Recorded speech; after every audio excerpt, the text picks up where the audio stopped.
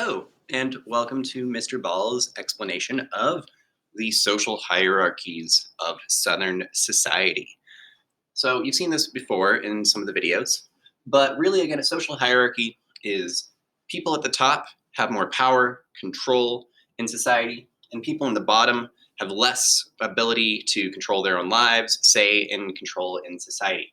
So how this worked in the South was at the very top of the social hierarchy was what was known as the planters, or the plantation owning class. These were the super rich people who owned massive plantations, hundreds and hundreds of slaves, and were essentially like super, super rich people that were rich because of slaves. Below them were what we call the middle class. These are more like white merchants, people who would sell the things that people made in plantations. They owned shops, were traders. They were sort of rich, but not super rich. And then below them, you've got poor whites. These are white people that do not own slaves. The majority of the white people in the South, actually, about 75% of the white people in the South were really poor, did not own slaves. But what existed is this thing called the racial line. This is race, with a difference between white people and black people. And these poor whites felt that they were even better than free blacks, even if the free blacks might have more money than them, just because they were white. And of course, below that is slaves. And slaves are the largest because they are, of course, the largest group in Southern society.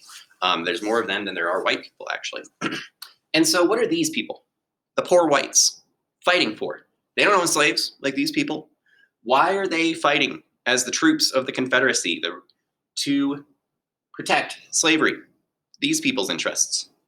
Well, the real interest is this line, the racial line.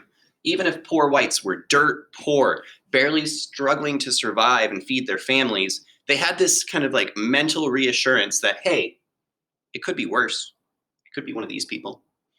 And this was just a privilege based on race, that even if you were dirt poor, they at least felt that they were better than a free black or a slave. So what these people at the top feared, what they didn't want, was these people to work together. Because what happens if you get rid of the race line? Be like, hey, divide between poor whites and free blacks. Let's remove that. And hey, if slavery's gone, whoop, no more slavery. And then let's just say there's no such thing as free. And let's say we stop caring about the differences between black people and white people. Suddenly, all that's left is the poor. And what these people did not want is poor people realizing they're all in the same situation. Because what they're going to do is come for the rich. And that is the last thing these people wanted. So the interest of the rich plantation owning class was to convince the people lower that they needed to keep this racial line. That, hey, at least you're better than a slave, because if slavery goes away, they're coming for the rich.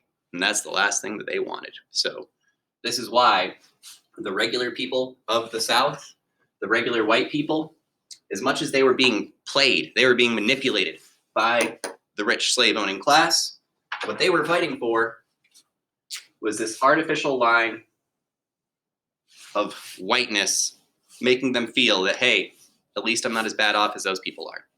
So really, the poor whites were being played, being exploited by the rich owning class to essentially be their tools to keep that line. So overall, this is why the poor whites were manipulated into fighting to protect slavery, to protect that line, that at least they weren't down here.